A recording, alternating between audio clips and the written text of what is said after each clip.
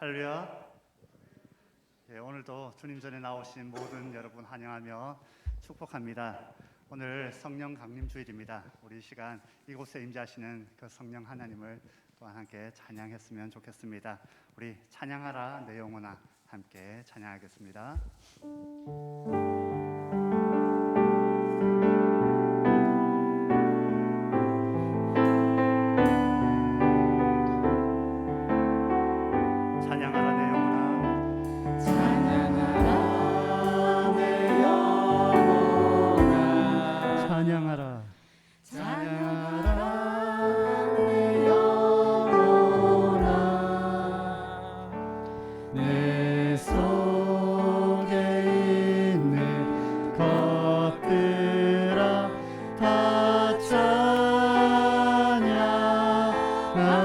찬양하라 찬양하라 내 영혼아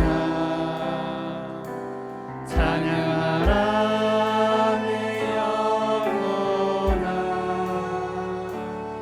내 속에 있는 것들아 다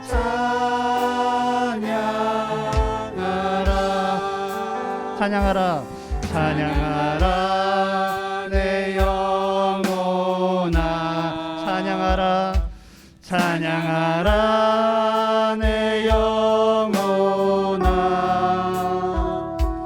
내 속에 있는 것들아 다 찬양하라 감사하라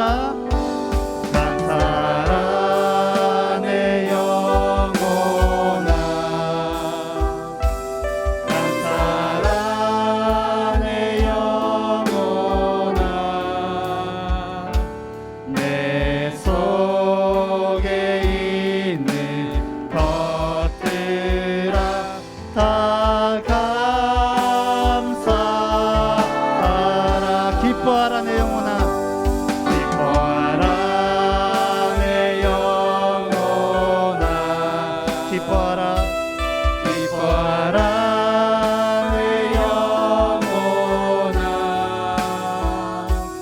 내 속에 있는 것들아 다 기뻐하라 다시 한번 찬양하라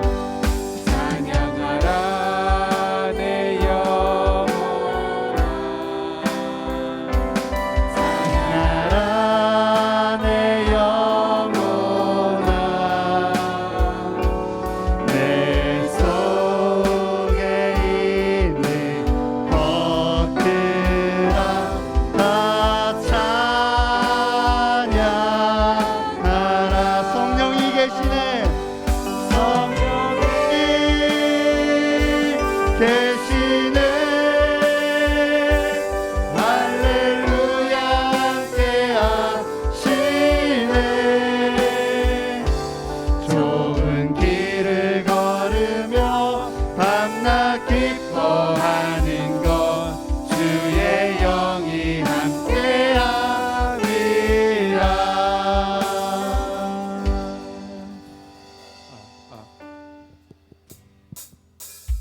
함께 박수 치면서 찬양하도록 하겠습니다.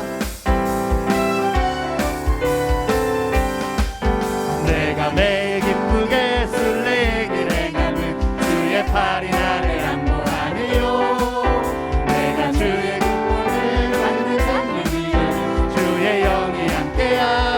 성령이 계시네 성령이 계시네 할렐루야 하시네 좁은 길을 걸으며 밤낮 기뻐하는 것 주의 영이 함께함이라 전에 죄에 빠졌어 평안함이 없을 때 예수 십자가의 공로를 입어 그 발 아래 엎드려 참된 평화 얻으며 주의 영이 함께함이라 성령이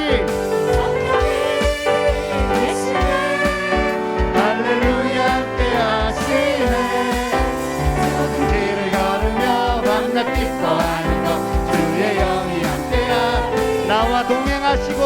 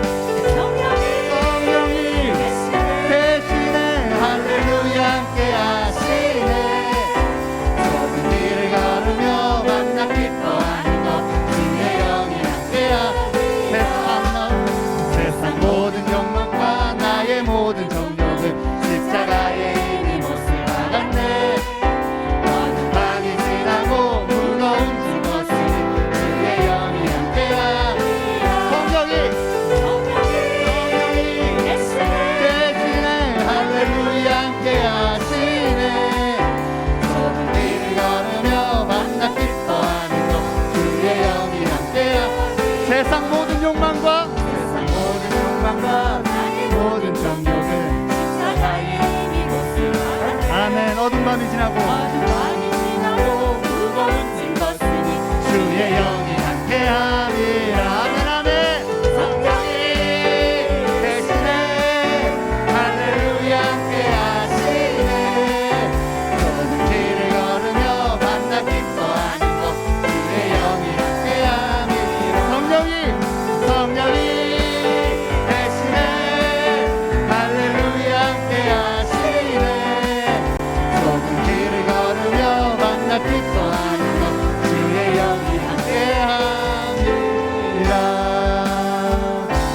좁은 길을 걸으며 만나 기뻐하는 것 주의 영이 함께함이라. 내 구주 예수를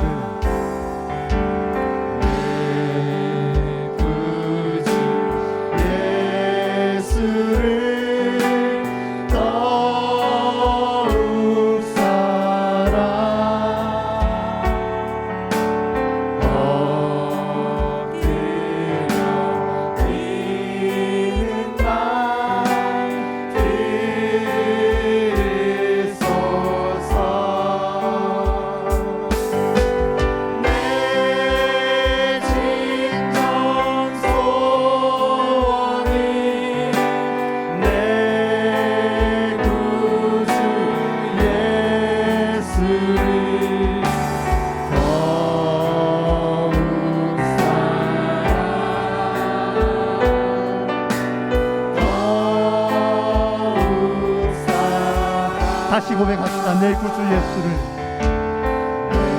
내 구주 예수를 더욱 사랑.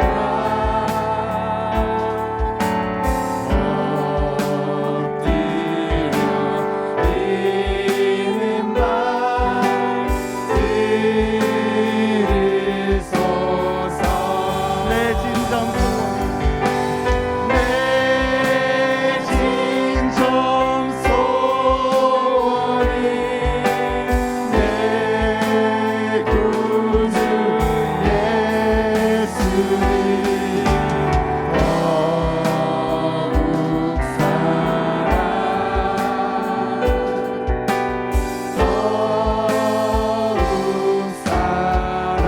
찬양합시다. 이전의 세상 나 이전의 세상 나 기뻤어도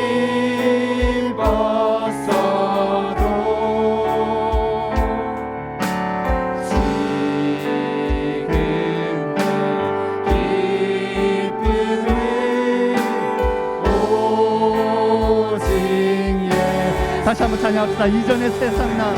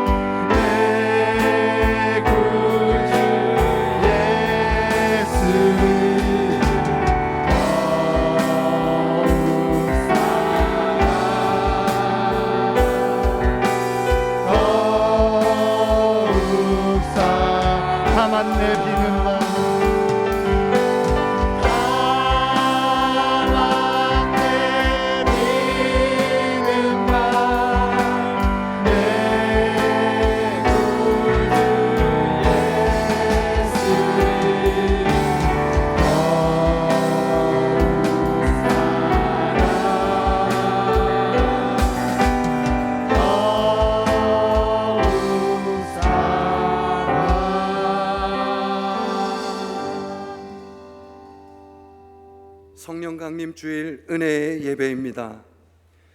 하나님은 영이시니 예배하는 자가 영과 진리로 예배할지니라. 아멘.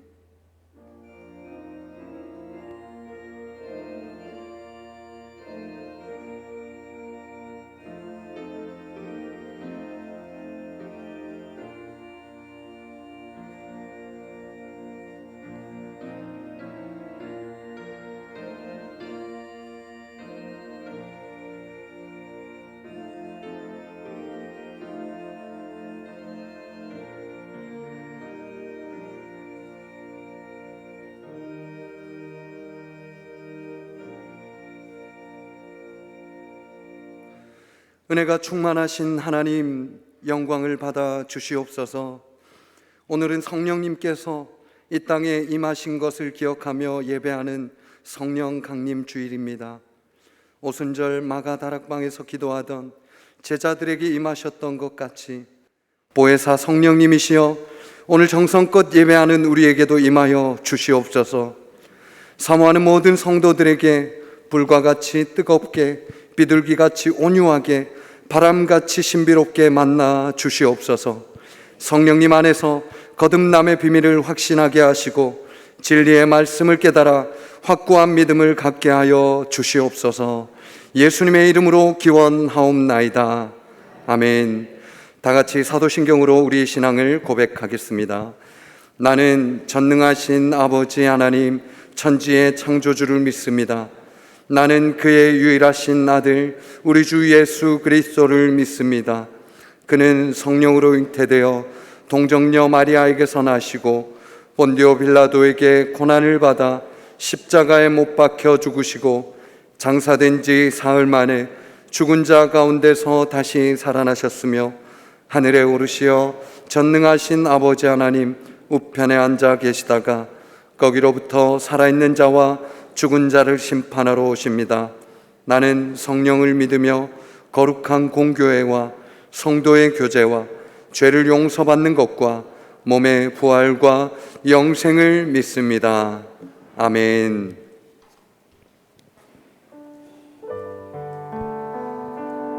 우리에게 은혜를 허락하시는 그 하나님을 찬양하기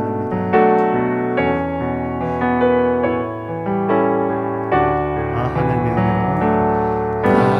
아 하나님의 은혜로 있을 데 없는 자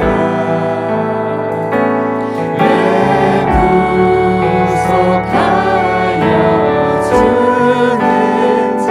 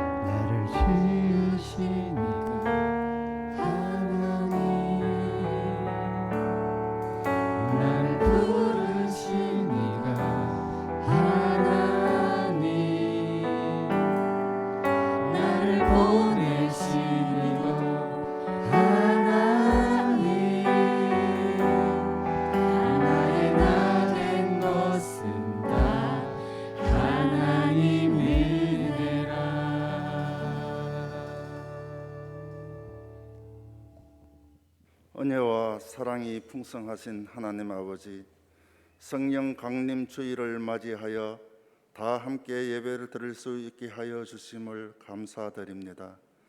저희들이 이 시간 마음과 뜻과 정성을 다하여 신령과 진정으로 예배 드리게 하시어 오순절 마가 다락방에 임하셨던 성령의 충만한 은혜가 이 자리에 넘치도록 있게 하여 주시옵소서. 청년들이 복음의 열정으로 미래를 향하게 하시고 교회 학교에서 하나님의 나라의 일꾼들이 은혜 가운데 자라나게 축복하여 주시옵소서. 눈을 들어 주를 향하게 하시고 은혜를 베푸시는 하나님을 생각하게 하시옵소서. 거룩하신 하나님 아버지, 이스라엘 민족을 고난받는 애굽에서 인도하시어 젖과 꿀이 흐르는 가나안 복된 땅으로 구원을 약속하셨지만 이 민족은 바다를 만나 절망하였고 광야에서 목마름과 굶주림으로 하나님을 원망하며 불평하였으나 하나님께서는 이 모든 것을 용서하시고 구원해 주시었습니다. 은혜로우신 하나님 아버지, 우리들이 살아가는 동안에 삶이 지치고 힘이 들 때 하나님을 원망하고 몸이 아프거나 생활이 어려울 때 믿음이 약해지고 주님을 멀리하였습니다. 용서하여 주시옵고 우리들에게 회개하는 마음을 주시옵소서. 단위에 세우신 목사님에게 영육간의 강건함을 주시고 성령의 충만함을 주시어 세상을 살아가면서 혼탁하여진 우리의 심령이 변화되고 성령의 열매를 맺을 수 있는 귀한 예배의 시간이 되게 하여 주시옵소서. 자비로우신 하나님 아버지, 원치 않은 병마로 인하여 고통받는 교우들이 있습니다. 아픔을 오로지 홀로 감당할 수밖에 없는 그들에게 사랑의 손길을 다하여 주시옵고 주님의 인도하심을 통하여 마음의 평안과 회복의 은혜를 주시옵소서. 실록이 푸르름을 다하여 가는 이 계절에 우리들의 가정도 믿음으로 더욱 강건하여지기를 간구합니다. 주님을 찬양하는 것이 기쁨이요 주님의 말씀을 듣는 것이 세상의 그 어떤 것보다 귀한 것임을 알게 하여 주시옵소서. 오직 성령의 인도하심으로 인하여 삶의 모퉁이를 돌 때마다 주님을 만나는 자리가 있게 하여 주시옵소서. 주님의 은혜에 감사드리오며 사랑이 풍성하신 예수님 이름으로 기도드립니다. 아멘.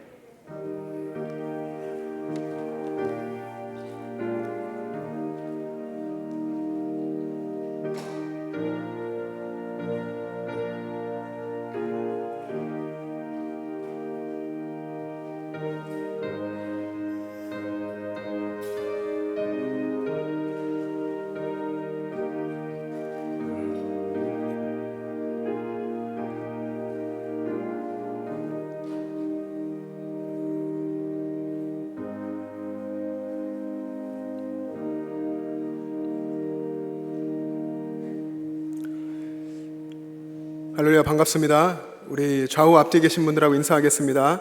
만나서 반갑습니다. 사랑합니다. 네, 오늘 안 보이시는 분은 또 누가 없는지 잘 보셨다가 또 연락도 해보시고 새로운 분 반겨주시면 좋겠습니다. 오늘 우리 교회에 처음 오신 분들을 진심으로 환영합니다. 함께 신앙생활하기를 원하시는 분들은 1층 로비에서 등록 안내를 받으실 수 있습니다. 여러분 주보를 보십시오. 주보에 보시면 위에 부분에 박스 광고가 있습니다. 일일 부흥회 및 차별금지법 세미나인데요. 오래전에 당회에서 논의를 하고 지금 우리에게 필요한 앞으로 우리가 살아갈 시대가 정말 빠르게 변화되어 갈 텐데 우리는 그래도 이 정도의 상황 속에 살고 있지만 우리들의 다음 세대는 여러 가지에서 정말 힘든 시대를 살 겁니다. 그 아이들을 어떻게 우리가 도와주고 또 그 시대를 어떻게 우리가 내다보면서 아이들과 함께 할 것인지에 도움도 될 것 같고, 그래서 차별금지법에 대해서 세미나를 열기로 했습니다. 6월 첫 번째 주일, 6월 6일 주일 경건의 예배와 은혜 예배 때에는 차별금지법과 그리스도인의 자세에 대해서, 그리고 오후 3시에 세미나 때에는 성경적 성가치관과 그리스도인의 자세에 대해서 말씀도 나누고 우리가 강의도 들을 텐데요. 오시는 분이 김지연 집사님이라고 약사이시고 유명하신 분입니다. 이 시간을 위해서 여러분 계속 기도해 주시고 또 기대하시고 적극적으로 참여해 주시기를 바랍니다. 여러분들만 참여하시는 것이 아니라 또 주일 예배만 참여하지 마시고 오후에 세미나까지 참여해 주시고 주변에 많은 분들에게 알려주시면 좋겠습니다. 영천시에 있는 산하의 교회들에게 저희가 공문도 보냈지만 여러분들이 또 구두로 홍보해 주시고, 특별히 젊은 분들, 자녀 양육에 관심 많고 손자 또 양육에 관심 많으신 어르신분들 오셔서 함께 하시고 또 기도해 주시면 좋겠습니다. 오늘은 성령 강림 주일입니다. 여러분의 삶에 하나님의 성령의 충만함이 늘 함께 하시기를 바랍니다. 전교회 문합 신방이 계속되고 있는데요. 신방 받는 가정 위해서 여러분 기도해 주시고 또 그 자리를 하나님 의지에서 찾아가는 목회자들을 위해서도 기도해 주시기를 바랍니다. 전교인 성경 천독 행진이 계속되고 있습니다. 여러분 힘을 내어서 성경을 계속 읽으시고 일독만 하고 끝날 것이 아니고 여러분 평생 하실 거잖아요. 열심으로 읽으시고 성실하게 걸어가는 신앙의 여러분 습관이 되고 발걸음이 되었으면 좋겠습니다. 성경을 쓰시는 분들도 다급해하지 마시고 조급해하지 마시고 천천히 성경을 쓰시면 그 하나하나 쓰는데 은혜가 넘칠 것입니다. 이번에 일도 가셨다고 알려주신 분이 김선옥 은퇴 집사님, 하덕열 집사님이신데 너무나 감사드리고요. 앞으로 여러분들이 성경 천독 행진에 운동으로 함께 하시는 거기 때문에 여러분들이 성경 읽었다고 나 읽었다고 이름 올리는 거 좀 부끄러우셔도 우리가 운동을 하겠다고 선포했으니까 여기 교회에 알려주셔서 이름을 올려주셨으면 좋겠습니다. 그래서 천독도 빨리 마무리하고 또 다른 운동을 또 해나가고, 그리고 읽고 계시는 분들에게도 더 큰 도전이 될 수 있도록 알려주시면 좋겠습니다. 은혜예배 후에 안수집사의 원래가 제2교육관에서 있습니다. 결혼 소식입니다. 김광수 안수집사님, 임양순 집사님의 차녀 종순양 결혼식이 오는 토요일 오후 12시 대구 웨딩 칼라디움 3층 콘서트홀에서 있습니다. 하나님의 은혜가 함께하는 새 가정 되시길 바랍니다. 이사 소식입니다. 김영숙 은퇴 집사님, 조선영 김희숙 집사님 가정 이사하셨습니다. 새해 보금자리에 하나님의 은혜가 함께하시길 바랍니다. 한 주간도 말씀으로 또 예수님과 동행하며 승리하시길 바랍니다.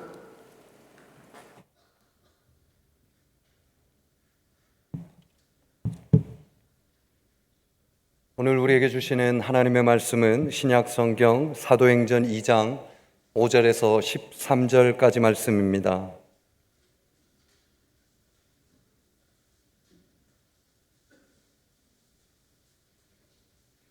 하나님의 말씀을 봉독하겠습니다. 그때 경건한 유대인들이 천하 각국으로부터 와서 예루살렘에 머물러 있더니 이 소리가 나매 큰 무리가 모여 각각 자기의 방언으로 제자들이 말하는 것을 듣고 소동하여 다 놀라 신기하게 여겨 이르되, 보라, 이 말하는 사람들이 다 갈릴리 사람이 아니냐?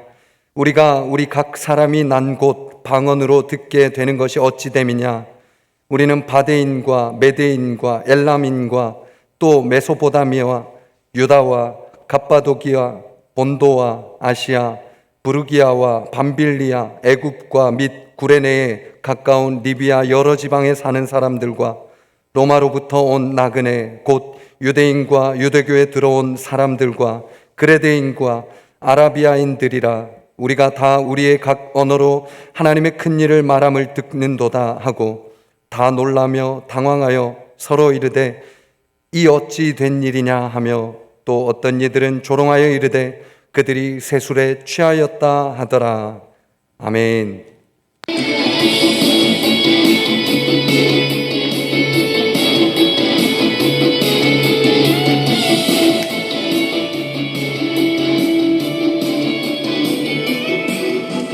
내 안에 부어주소서 성령의 충만한 기름을 내 안에 충만케 하소서 성령의 기름으로 내 안에 부어주소서 성령의 충만한 기름을 내 안에 충만케 하소서 성령의 기름으로 내게 기름 가득할 때 주의 복음 전할 수 있네 내게 기름 가득할 때 주의 사랑 내뿜네 그날에 우리 주님께서 밤중에 찾아오실 때에 기름 준비된 자만이 잔치 자리 들어가네 그날에 우리 주님께서 밤중에 찾아오실 때에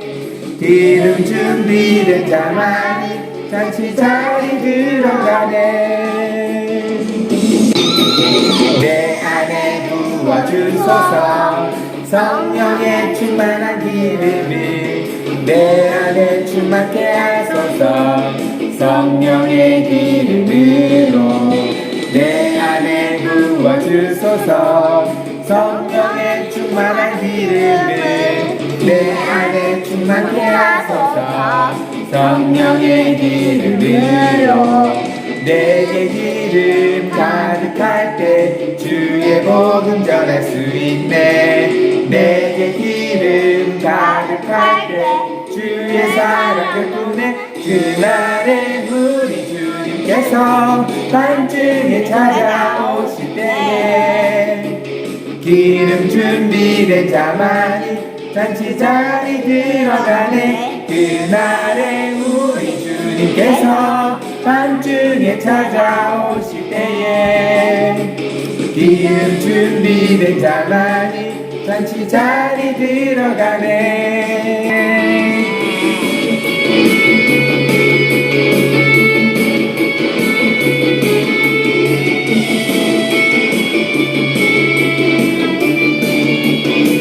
그날에 우리 주님께서 밤중에 찾아오실 때에 기름 준비된 자만이 잔치 자리 들어가네 그날에 우리 주님께서 밤중에 찾아오실 때에 기름 준비된 자만이 잔치 자리 들어가네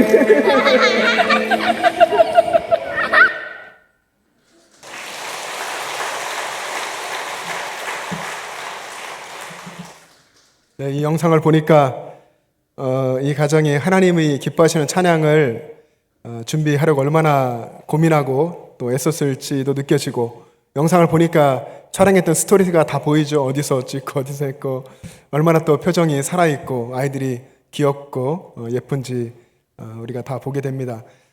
저는 우리 영천제일의 성도님들 한 분 한 분이 이렇게 마음속에 기쁨이 있고 하나님을 늘 찬양하기를 소망합니다.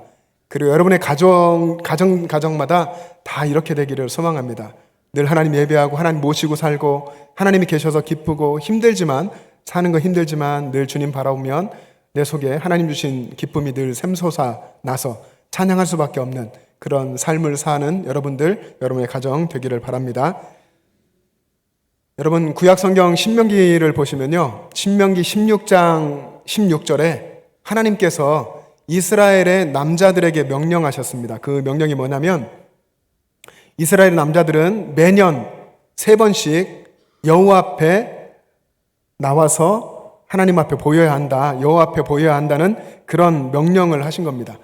3번의 절기에 하나님 앞에 성전에 예루살렘에 오게 했는데 그때가 언제냐면 무교절, 77절, 초막절이었습니다. 이 3번의 절기 때는 가급적이면 유대인들 그리고 흩어져 있는 유대인들, 흩어진 디아스포라 유대인들도 흩어진 그곳에서 다 예루살렘에 모여서 하나님 앞에서 예배하고 하나님께 보여야 했습니다. 유대력이라고 유대 달력이 있는데 유대력의 첫 번째 달, 그것을 아비월이라고 부르는데요. 아비월 14일이 6월절입니다. 6월절에 많은 사건이 있어 출애굽도 했고 예수님이 십자가에 돌아가실 때도 이때쯤이었는데 6월절 바로 다음 날 아비월 15일부터 일주일간이 무교절입니다. 이 무교절 때 하나님 앞에 나오라고 그랬잖아요. 이 무교절이 있고 그 무교절 속에 초실절이라고 있습니다. 초실절을 지킨 후에 50일이 지나면 50일째 되는 날이 칠칠절, 두 번째 하나님께 나오라고 했던 때죠. 칠칠절 혹은 맥추절, 오순절이라고도 하는데 그런 절기가 있습니다. 그러니까 하나님께서 이스라엘의 남자들에게 1년에 3번 내 앞에 와라 했던 그 절기 중에 2번은 50일 상간에 있는 겁니다. 그래서 6월절 즈음이 되면 천하 각국에 흩어져 있는 디아스포라 유대인들까지 다 6월절 즈음에 이스라엘 남자들은, 장정들은 예루살렘에 모여서 예루살렘에 머물면서 한 50일 정도, 그렇게 할 수 있는 분들은 50일 정도를 예루살렘에 머물러 있었고, 그렇게 하다가 오순절까지 지내고서 각자 고향으로 태어난 곳으로 돌아가곤 했습니다. 말씀드린 대로 예수님께서 십자가에서 돌아가실 때가 6월절 즈음이었죠. 그래서 6월절 어린 양이라고 예수님을 그렇게 부르는데, 예수님이 그렇게 6월절 즈음에 돌아가시고 3일 후에 성경에 기록된 대로 다시 살아나셨고, 그리고 나서 제자들을 찾아가셨죠. 며칠 동안 이 땅에 계셨습니까? 40일 동안 이 땅에 계시면서 제자들을 만나서 부활의 확실한 증거들을 보여주셨습니다. 그리고 승천하셨죠. 이 땅에 부활하고 계신 지 40일 만에 승천하시고, 그리고 열흘이 또 지나고 난 후에 그때에 성령이 강림하셨습니다. 그때가 이제 오순절인 거죠. 오늘 본문에 있는 십자가에 달리실 때부터 성령 강림하실 때까지 그때의 이스라엘, 지금 유대의 배경을 보면 많은 사람들이 천하 각국으로부터 예루살렘에 와서 각자 어디엔가 머물고 있는 그런 상황이었던 겁니다. 오늘 우리가 드리는 이 예배가 그 성령 강림을 기념하는 성령 강림 주일 예배입니다. 기독교에서 중요한 3대 절기를 들라고 한다면 먼저 성탄절, 그리고 부활절, 그리고 성령 강림주일입니다. 이 성령 강림절은, 성령 강림 주일은 교회가 탄생한 날이죠. 교회가 생일이 있다고 한다면 어쩌면 이때입니다. 물론 하나님의 계획은 그 전부터 있었겠지만 실제로 교회가 탄생된 것은 성경의 기록으로 볼 때에 이 날이죠. 성령 강림절이 교회의 탄생일입니다. 사도행전 1장을 읽어보면 부활하신 예수님이 제자들을 만나서, 승천하시기 전에 제자들을 만나서 성령이 오실 것이라고 하는 약속을 주셨습니다. 그리고 말씀하신 것이 너희는 예루살렘을 떠나지 말고 내게서 들은 바 아버지께서 약속하신 것을 기다리라. 너희는 몇 날이 못 되어 성령으로 세례를 받으리라 명령하시면서 약속을 주셨습니다. 이 약속을 믿은 120명의 사람들, 그 사람들은 다락방에 모여서 성경의 기록에 보면 오로지 기도하기에 힘썼습니다. 예수님이 약속하신 대로, 아버지께서 주시겠다고 하셨던 대로 성령이 오시기를 기다리며 오직 기도에 힘썼습니다. 그렇게 기도하면서 성령을 기다린 지 열흘째 되던 날에 호련히 하늘로부터 급하고 강한 바람 같은 소리가 그들이 모여있던 온 방 안에 가득했습니다. 그리고 불의 혀처럼 갈라지는 것들이 각 사람의 머리 위에 하나씩 임하여 있었습니다. 120명이나 되는 사람들, 그 사람들 머리 위에 불이 임하여 있는 모습이 보인 거죠. 그냥 영으로 안 보이는 이런 것이 아니라 성경을 여러분 이렇게 읽어보면 그것이 보였다고 했습니다. 그런 시각적으로도 보여지는 그런 현상들 속에서 이 120명의 사람들이 성령의 충만함을 받고 성령이 말하게 하심을 따라서 각기 방언으로, 다른 언어로 말하기를 시작했습니다.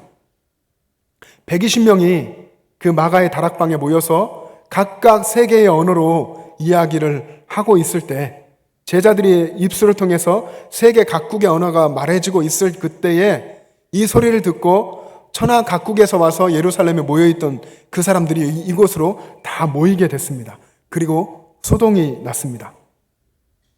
그리고 모두들 놀래서 이야기를 했습니다. 오늘 우리가 읽은 본문 속에 있는데 어떻게 이야기했냐면, 이 사람들, 지금 우리들의 말, 세계 언어로 이야기하는 이 사람들 다 갈릴리 사람이 아니냐? 갈릴리 사람이면 배운 것도 없고 가난한 사람들인데 어떻게 이 사람들이 우리가 태어난 곳, 저 먼 곳, 다른 곳, 다른 나라, 다른 언어의 말을 하느냐 하면서 놀랐습니다. 그런데 성경을 읽어보니까 더 놀라운 것이 있습니다. 더 놀라운 것은 제자들의 입에서 천하 각국의 언어로 말하는 하나님 말씀하게 하신 그 말씀의 내용, 선포된 내용이 한 가지였다는 것입니다. 다양한 세계 언어로 이야기되고 있지만 그 내용과 뜻은 하나라는 것입니다. 오늘 본문 11절 말씀에 보면 초반부 조금 지나서 이렇게 써 있습니다. 우리가 다 우리의 각 언어로 하나님의 큰 일을 말함을 듣는도다. 세계 각국에서 온 사람들이 듣는 이야기가 무엇이었습니까? 하나님의 큰 일이죠. 하나님의 큰 일에 대한 이야기를 다 똑같이 듣고 있었습니다. 성령께서 하나님의 큰 일, 하나님이 하시는 그 큰 일을 공개적으로 이제는 계시하시고 열어주신 것입니다. 하늘의 문이 활짝 열리고 하나님의 계시가 이 땅 가운데에 성령의 충만을 받은 제자들의 입을 통해서 선포된 것입니다. 그러니까 그날 그때의 사건은 하나님께서 말씀하시고 천하 각국의 사람들이 하나님의 말씀을 듣는 사건이었습니다. 여러분, 이때 선포된 하나님의 큰 일이 무엇이었겠습니까? 이 부분에 대해서 많은 신학자들이 연구를 했습니다. 헤르만 바빙크라고 하는 신학자는 하나님의 큰 일이라는 책을 썼는데 그 책에서 이렇게 얘기했습니다. 제자들이 전했던 하나님의 큰 일이란 하나님이 예수 그리스도로 말미암아 성취하신 구원의 전 사건, 예수님을 통해 이루신 구원의 사건에 대한 것이고, 그것은 교회로 하여금 이 하나님의 구원을 자랑하고 감사하고 찬양하게 하는 것이다 라고 이야기를 했습니다. 예수님을 통해서 이루어진 구원, 그리고 교회를 통해서, 믿음의 사람들을 통해서 전파되고 찬양받고 널리 알려질, 자랑하게 될 그런 하나님의 구원에 관한 것이라는 겁니다. 베드로와 11 제자, 이 12명의 제자, 이미 한 명의 제자, 가룟 유다 대신에 다른 제자가 뽑혀 있습니다. 이 12명의 제자들이 그 자리에서 함께 일어나서 천하만국의 사람들 앞에서 소리를 높여 외쳤습니다. 그 내용이 우리가 읽진 않았지만 15절부터 40절까지 내용인데, 그 내용이 곧 하나님의 큰 일에 관한 이야기입니다. 그 내용이 뭐냐면, 예수 그리스도의 십자가의 죽음과 부활, 너희가 십자가에 매달아 죽인 예수님이 살아나셨다 하는 것, 그리고 예수님이 바로 우리의 주님이시다 하는 내용을 선포하고 외쳤습니다.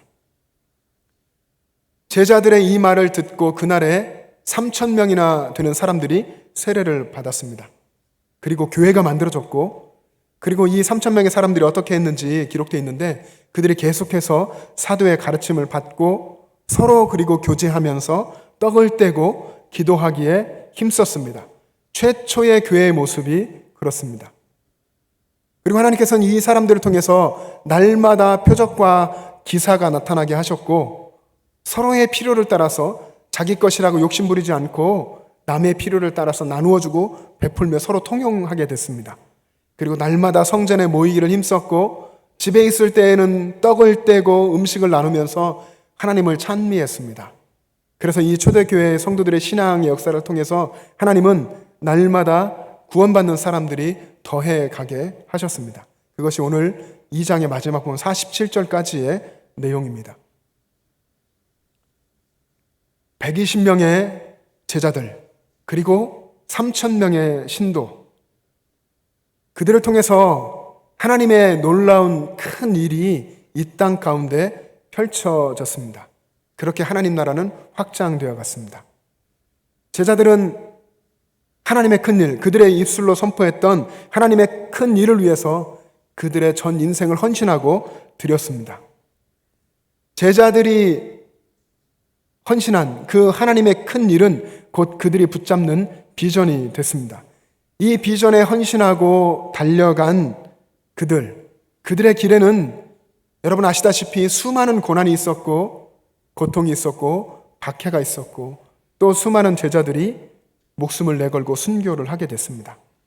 그러나 그런 길을 걸으면서도 끝까지 하나님이 주신 그 비전, 그들이 붙잡은 그 비전을 포기하지 않고 고난과 계속해서 맞섰고 신앙의 길을 끝까지 걸어간 것, 그렇게까지 그들이 할 수 있었던 것은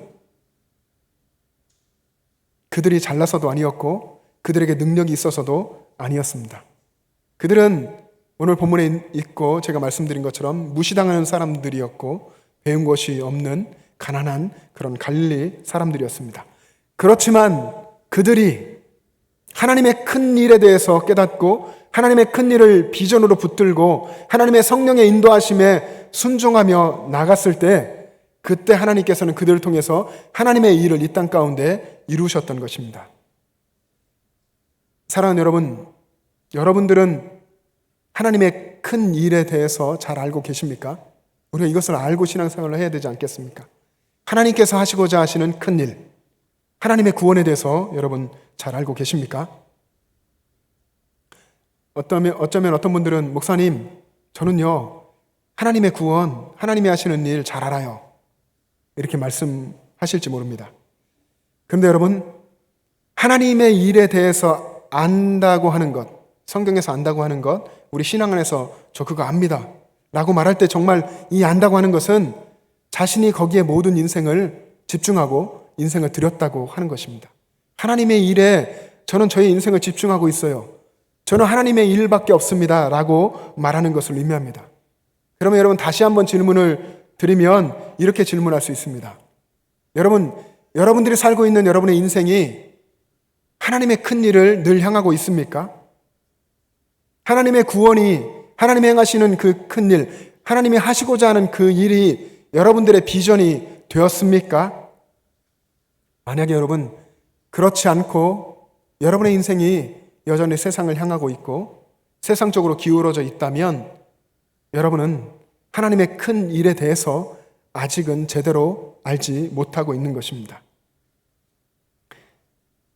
하나님의 큰 일에 대해서 잘 알고 있는 사람은요, 내가 얼마나 악한 죄인이었는지, 그리고 내가 지금도 여전히 하나님 앞에서, 거룩하신 하나님 앞에서 예수님의 십자가 공로가 아니면 얼마나 악한 죄인인지를 깨닫고 하나님 앞에서 엎드려서 회개한 사람입니다.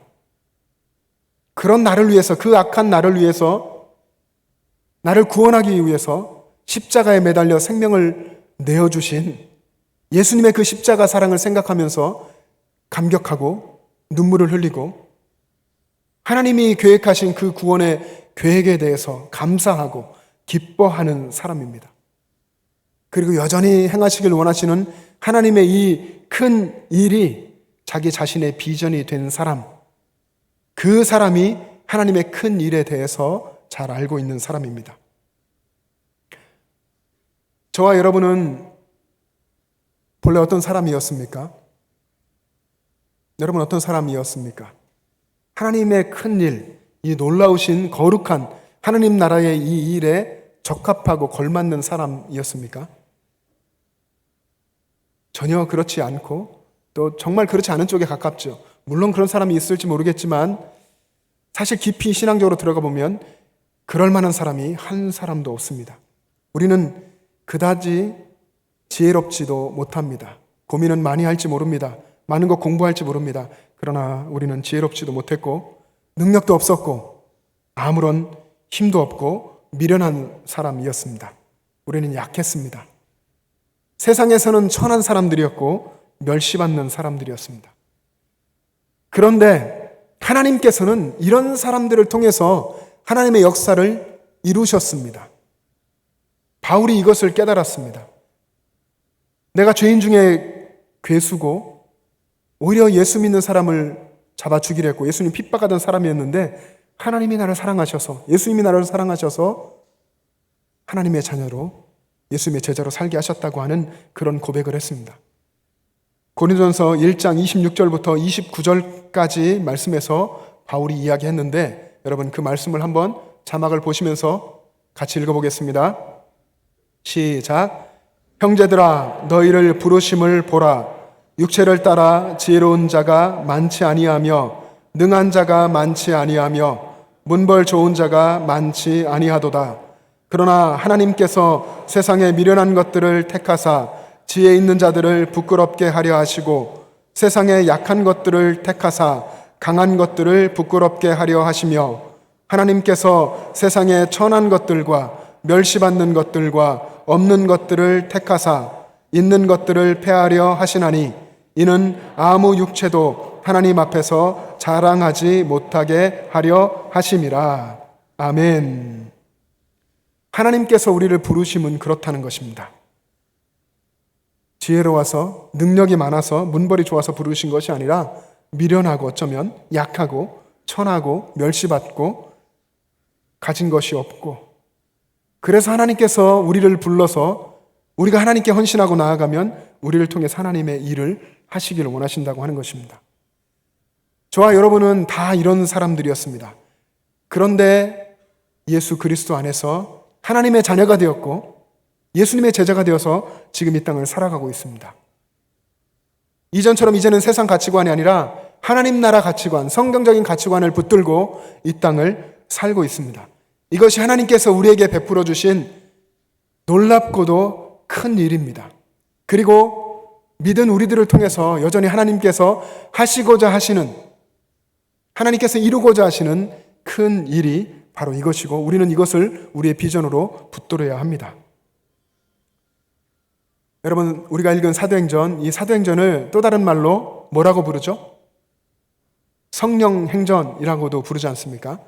성령행전이라고 사도행전을 부르는 것은 사도들이 일하고 사도들이 걸어다니고 온갖 고통을 참으며 자신들이 뭔가를 하면서 역사를 이루었지만 그렇게 보이지만 그러나 성령님께서 하신 것입니다. 성령께서 모든 일을 하셨습니다 라는 고백을 담아서 성령행전이다 이렇게 부릅니다. 제자들은 단지 성령께서 강권적으로 역사하시고 말씀하시고 인도하시는 것에 헌신하고 순종했을 뿐입니다.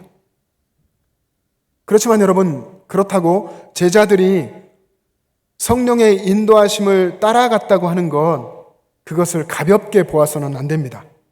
그들은 성령의 인도하심을 따르면서 모든 고난을 견뎌냈고 때로 목숨까지 내걸고 그 길을 걸어가며 순종했습니다.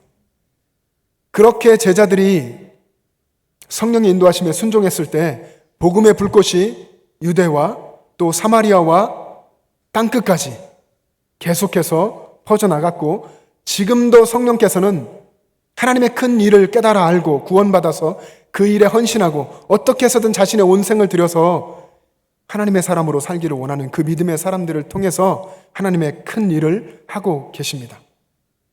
그래서 신앙이라는 것은 우리가 쉽게 이야기는 하지만 그러나 신앙이라는 것이 결코 가볍지 않은 것입니다. 성령의 인도하심을 따라 살아가는 길에는 언제나 나의 희생이 필요하고 내 헌신이 필요하다는 것입니다. 여러분, 세상을 살아갈 때 뭔가에 진짜 올인하고 거기에 죽을 각오로 달려드는 사람을 우리가 이길 수 없지 않습니까? 아무리 우리가 열심히 싸워보려고 해도 목숨 내걸고 하는 사람, 앞뒤 가리지 않고 하는 사람, 나 죽으면 죽겠다 하고 달려드는 사람을 이길 수는 없습니다. 신앙생활하는 우리의 문제가 바로 이런 것입니다. 신앙에 목숨 걸지 않고 하나님께 올인하지 않고 신앙에 올인하지 않고 대충대충 그럭저럭 신앙생활 하는 데에 문제가 있습니다. 여러분, 신앙은 장난이 아니고 교회는 놀이터가 아닙니다. 신앙은 우리의 생명이 되어야 하고 교회는 내가 가장 겸손해지는 자리가 되어야 합니다. 그래서 교회에서 하나님의 뜻이 드러나고 하나님께서 하시는 큰 일이 증거되고 성령이 하시는 일이 나타나는 그런 곳이 되어야 합니다. 그렇게 되도록 우리가 늘 하나님을 바라보고 하나님께 순종해 나아갈 때에 교회 안에서 하나님이 증거되고 교회를 통해서 또 하나님께서 구원의 역사를 세상 가운데 이루어 가십니다. 그렇게 신앙을 생명처럼 여기고 하나님의 임재 앞에서 늘 겸손하게 살아가는 그런 사람을 통해서 하나님은 하나님의 큰 일을 행하십니다. 좀 전에 말씀드린 베드로와 11 사도가 천하 각국에서 모인 수많은 사람 앞에서 외쳤다고 했는데, 하나님의 큰 일에 대해서 외쳤다고 했는데, 그 이야기를 할 때에 구약성경 요엘서 2장의 말씀을 인용했습니다. 요엘서 2장에 보면 하나님께서 마지막 때에 내 영을, 하나님의 성령을 만민에게 부어주리니 그때에 너희의 자녀들은 예언할 것이요 젊은이들은 환상을 보고 늙은이들은 꿈을 꾸리라. 그 하나님께서 주신, 요엘에게 주신 그 예언의 약속의 말씀을 베드로와 11 사도가 인용하면서 바로 그 일이, 하나님이 약속하신 마지막 때에 성령을 부어주시면 일어날 그 일이 지금 일어나고 있는 것이다 라고 이야기를 했습니다. 예언을 하고 환상을 보고 꿈을 꾸는 것, 이것은 사실 한 가지입니다. 성령이 임해서 나타나는 일이죠. 성령이 역사하시고 성령이 충만하게 우리 가운데 임재할 때에 우리가 보게 되는 하나님의 비전, 그것은 하나님의 비전을 자녀들이나 또 젊은이나 늙은이나 다 하나님의 비전을 보게 된다 하는 것입니다. 하나님의 성령이 우리 가운데 부음받고 우리가 하나님의 성령으로 충만함을 받으면 하나님의 뜻을 밝히 알게 되고 비전을 갖게 됩니다.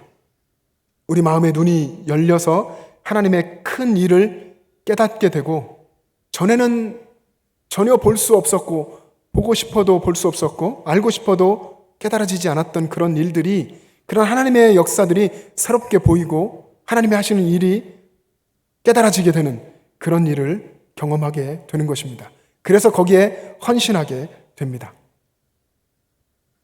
이렇게 살아가는 사람들은 어떤 일이든 하나님이 가능하다 하시고 말씀에 하나님이 할 수 있다라고 말씀하시면 세상의 많은 사람들이, 내 주변에 있는 심지어 가족들까지도, 내 친한 친구까지도 그거 안 돼, 불가능해, 할 수 없어 라고 말할지라도 하나님이 가능하다 하시고 말씀에 그렇게 기록되어 있다면 가능하다, 가능합니다 라고 말하며 일하는 사람이 될 것입니다.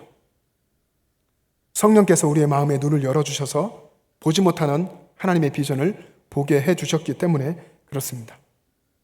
그렇게 하나님 앞에 살아가는 사람을 통해서 하나님의 일이 이루어지고 하나님의 비전이 펼쳐지게 됩니다. 여러분, 그런데 하나님 없이 우리가 신앙생활을 하게 되면 어쩌면 때때로 우리도 그럴 때가 있었죠. 하나님 없이 혹 믿음 없이 신앙생활을 한다고 스스로 인생을, 자기 자신의 인생을 자기가 주인처럼 그렇게 살아가면 우리는 신앙이라고 하는 팻말은 하나 들고 있을지 몰라도 한낱 인간의 일만 이루게 될 뿐입니다. 그냥 사람의 일만 하다가 그의 인생이 어쩌면 끝나버릴 수도 있습니다. 그러나 우리가 하나님의 그 일에 헌신하고 하나님의 큰 일에 우리의 인생을 드리면 우리를 통해서 하나님의 역사가 이루어집니다. 혹시 여러분, 우리가 인생을 살며 많은 일들을 하고 지난 한 주간에도 여러분 많은 일들을 결정도 하고 해오셨을 텐데, 우리가 어떤 일을 할 때에 혹시 내가 이 일을 한다라고 생각하고 내가 스스로 선택하려고 하고 스스로 한다라는 그런 생각과 관념들을 바탕에 깔고 살지는 않았습니까? 이 정도 내가 신앙생활을 많이 해왔으면 내가 알아서 판단하고 내가 해도 행동해도 되겠다라고 생각하지는 않습니까? 그런 분들에게 위험한 것은 그렇게 하다가 어쩌면 성령께서 내 안에 오셔서 일하실 그 자리를 내어드리지 않게 되는 것입니다. 나 스스로 하고 하나님께서 일하실 그런 자리를 마련하지 않고 하나님께 묻지 않게 되는 것입니다. 기도하는 그런 행동을 한다고 해도 그 속에서 하나님의 뜻을 생각하지 않고 하나님의 뜻을 묻지 않고 결국 내 생각대로 한다면 그 사람의 기도는 하나님 앞에서 별 의미가 없게 되는 것입니다. 기도한다고 눈을 감고 두 손을 모으고 그런 행동을 한다고 해도 결국에 내 뜻대로 하고 만다면 하나님께서는 그런 사람을 통해서 일하시지 않습니다. 여러분, 사람들이 왜 기도하지 않고 왜 하나님께 묻지 않는지 아십니까? 여러분들이 다 하나님께 늘 어느 모든 순간에나 무슨 일을 할 때든지 어디에서든지 하나님께 다 묻고 하나님이 깨닫게 하시고 마음에 주시고 말씀으로 확연히 보여주시는 그런 것들을 따라서 살아가게 되는 인생 되기를 소망합니다. 그런데 기도하지 않게 될 때가 있고 하나님께 묻지 않게 될 때, 그런 어떤 중요한 신앙의 의미를 우리가 놓치게 될 때가 있습니다. 왜 그런가 하면 자기 자신이 하는 일이 세상의 일이기 때문에 그렇습니다. 하나님의 일이라고 생각하지 않습니다. 교회 생활은 해도 인간의 일을 추구해 가기 때문에 기도하지 않고 하나님께 묻지 않는 겁니다. 반대로 여러분, 무슨 일이든 여러분이 늘 하는 사소한 일들까지도 하나님께서 오늘 내게 주신 일이라고 생각하고 이것이 하나님의 일이라고 생각하며 사는 사람은 항상 하나님의 관점을 생각하고 하나님께 묻고 그리고 스스로 질문합니다. 하나님 어떻게 할까요? 하나님 지혜를 주세요. 예수님이라면 어떻게 하셨을까? 성령님 도와주세요. 이렇게 삶 속에서 자꾸만 하나님을 찾고 기도하고 엎드리게 됩니다. 아무리 사소한 일도 그런 질문을 하고 그렇게 하나님 앞에 엎드리는 사람에게는 하나님의 거룩한 일이 됩니다. 작은 일 속에서 아침에 눈을 뜨는 일들까지도 하나님께서 허락하신 신비하고 놀라운 기적처럼 그렇게 사소한 일 속에서 하나님이 주신 가치를 발견하게 되고 하나님께 헌신하면서 살게 됩니다. 그런 사람의 신앙은 날마다 활력이 있고 날마다 기쁨이 있습니다. 그런데 여러분, 저도 그렇고 때때로 우리들은 우리의 신앙이 침체되는 것을 경험합니다. 신앙이 약해지고 신앙에 왠지 힘이 없는 것처럼 느껴지고 그럴 때가 있습니다. 여러분, 언제 그렇게 되는 것 같습니까? 여러분들 신앙이 언제 침체되는 것 같습니까? 우리가 성령의 인도하심을 따르지 않고 성령의 인도하심을 놓쳐버리고 하나님 나라의 비전을 잃어버리면 신앙이 힘을 잃고 침체됩니다. 하나님을 바라보고 있던, 하나님 나라를 바라보고 있던 믿음의 시선을 잃어버리고 세상을 주목하기 시작하면서 신앙은 힘을 잃습니다. 무기력해지고 아무에게도 영향을 미칠 수 없는 그런 나약한 신앙으로 추락하고 맙니다. 그러지 않기 위해서, 우리 모두가 그러지 않기 위해서 우리들은 성령의 인도하심에 따라 그리고 성령과 동행하면서 하나님의 큰 일을 붙들고 비전을 붙잡아야 합니다. 비전을 잃어버렸다면, 하나님 나라 붙들고 있던 이 손을 여러분이 놓았다고 한다면 다시 한번 하나님을 붙들고 하나님 나라 비전을 붙들고 걸어가야 합니다. 하나님의 큰 일, 하나님이 하시고자 하는 일, 하나님의 구원, 이것을 나의 비전으로, 여러분의 비전으로 붙드시기를 바랍니다. 그 비전을 잃어버리고 나약한 신앙으로 지금 걸어가고 있다면 다시 한번 눈을 떠서 하나님 나라를 바라보시고 하나님께서 여러분에게 보여주시고 깨닫게 하신 그 하나님의 큰 일, 비전을 붙들고 헌신하며 순종하는 삶을 살아가시기를 바랍니다. 그래서 여러분들이 늘 성령 안에서 하시고 성령 안에서 하나님이 보여주시는 일들을 보고 그 비전을 붙잡고 이 땅에 살지만 하나님 나라의 삶을 살아가는 여러분 되시기를 주님의 이름으로 축복합니다. 기도하겠습니다. 사랑의 하나님 아버지, 크신 은혜를 감사합니다. 죄로 우리의 눈이 어두워지고 죄로 인해서, 사망의 권세로 인해서 죽은 우리를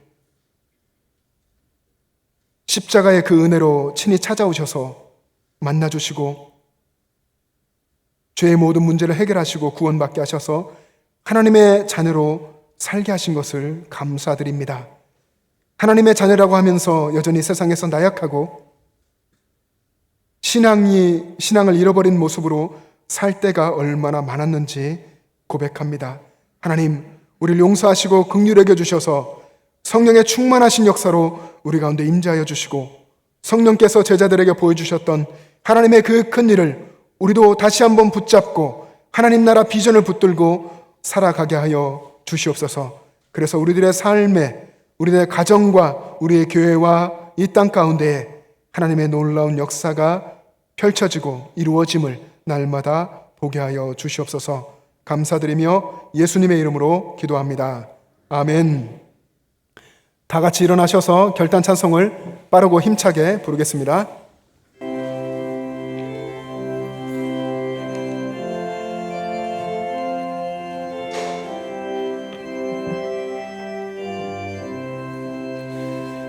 이 기쁜 소식을 온 세상 전하세. 큰 환난 고통을 당하는 자에게 주 믿는 성도들 다 전할 소식은 성령이 오셨네. 성령이 오셨네. 성령이 오셨네. 내 주님 보내신 성령이 오셨네. 이 기쁜 소식을 온 세상 전하세. 성령이 오셨네. 만왕의 왕께서 저 사로잡힌 자 다 구원하시고 참자유 주셨네. 승리의 노래가 온 성에 들리니 성령이 오셨네. 성령이 오셨네. 성령이 오셨네. 내 주님 보내신 성령이 오셨네. 이 기쁜 소식을 온 세상 전하세. 성령이 오셨네. 한없는 사랑과 그 크신 은혜를 늘 의심하면서 안 믿는 자에게 내 작은 입으로 곧 증언하리니 성령이 오셨네.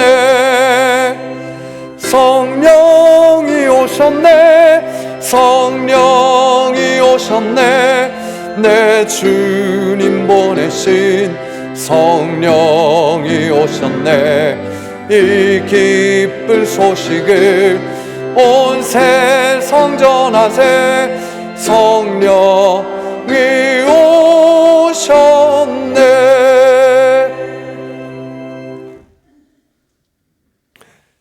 여러분, 작년과 또 올 초에 우리 교회가 영천 행전을 선포했습니다. 사도행전을 성령행전이라고 했는데 영천 행전을 우리가 쓰는 거, 성령께서 하신 일에 우리가 순종하고 우리의 삶의 현장에서 성령을 따라, 하나님의 뜻을 따라 하나님 말씀하시는 대로 우리가 살겠습니다 하는 선포였습니다. 여러분의 삶의 현장에서 오늘 이제 하나님께서 또 보내시는 여러분의 가정과 이웃들 속에서, 직장과 모든 삶의 터전에서 여러분이 하나님께 순종하고 성령님께 순종하고 성령께서 일하시는 그 영천 행전을 함께 써가기를 소망합니다. 한 분도 예외 없이 우리 모두가 다 성령님이 일하시며 순종하고 우리를 통해서 영천 행전이, 성령 행전이 쓰여지기를 간절히 소망합니다. 기도하겠습니다. 우리의 왕이시며 만왕의 왕이신 하나님 아버지, 선한 목자의 손길로 우리를 돌보아 주시고 우리를 인도하여 주심에 감사합니다. 하나님의 세밀한 인도하심 속에 우리는 푸른 풀밭, 쉴만한 물가에서 쉼을 얻고 하나님의 은혜를 또 누렸습니다. 하나님이 주신 그 은혜에 감사하면서 은혜의 자리로 나올 때에 주일헌금을 드리고 감사헌금을 드리며 11조를 드리고 선교헌금과 여러 가지 예물을 하나님께 올려드립니다. 하나님, 이 예물이 하나님 나라 확장에 복음의 사역에 귀하게 쓰여지게 하여 주시옵소서.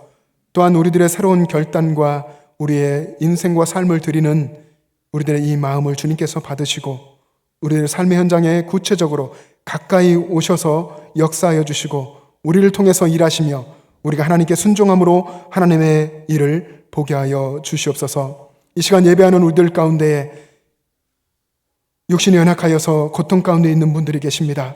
아버지 하나님, 머리부터 발끝까지 하나님의 권능의 손길로 어루만져 주시고 역사하여 주셔서 하나님께서 우리를 창조하셨을 때와 같이 강건하게 회복되게 하여 주시옵소서. 영과 육이 하나님 안에서 강건하여서 하나님의 영광 위에서 늘 살게 하여 주시옵소서. 하나님, 또한 이 자리에 나오고 싶지만 몸이 불편하여서 나오지 못한 고통 가운데 있는 많은 환우분들이 계십니다. 또 마음의 상처로 괴로워하는 분들이 계십니다. 아버지 하나님, 긍휼히 여겨 주시옵시고 주님 치유하는 광선을 비추어 주셔서 달빛은 햇빛 같고 햇빛은 7날의 빛과 같이 하나님이 고치시고 싸매어서 회복시켜 주시는 놀라운 역사를 경험하게 하여 주시옵소서. 이제는 우리 구주 예수 그리스도의 은혜와 하나님 아버지의 영원하신 사랑하심과 성령님의 교통하심과 충만하심이 성령님의 인도하심을 따라 성령께서 보여주시는 하나님의 큰 일을 비전 삼아 비전으로 붙들고 끝까지 나아가기를 원하는 영천제일의 모든 가족들과 그들의 가정과 이 땅의 교회들과 이 나라와 민족과 세계 열방 위에 지금부터 영원토록 함께 계시기를 간절히 축원하옵나이다. 아멘.